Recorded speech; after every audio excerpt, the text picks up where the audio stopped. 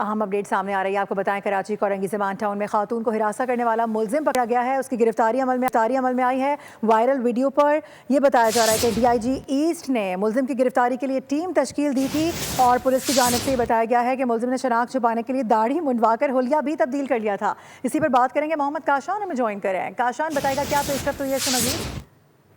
जी बिल्कुल, देखें, कोरंगी ज़मान टाउन में खातून से नाजेबा हरकत करने वाला मुलजिम गिरफ्तार कर लिया गया है। SSP कोरंगी फिदा हुसैन जानवारी की जानिब से तस्दीक कर दी गई है, जबकि दूसरी जानिब वायरल वीडियो पर DIG ईस्ट ने मुलजिम की गिरफ्तारी के लिए खुसूसी टीम तश्कील दी थी। गिरफ्तार मुलजिम इंतहाई शातिर और चलाक था, जिसने शराब छुपाने के लिए, गिरफ्तारी से बचने के लिए अपनी दाढ़ी जो है वो मुंडवाकर हुलिया जो है तब्दील कर लिया था। पुलिस ने CCTV फुटेजेस और तकनीकी शवाहिद और इंटेलिजेंस मालूमात की बुनियाद पर इस शातिर मुलजिम को गिरफ्तार किया, जबकि गिरफ्तार मुलजिम की शनाख्त मोहम्मद दानिश के नाम से उसकी शनाख्त हुई है।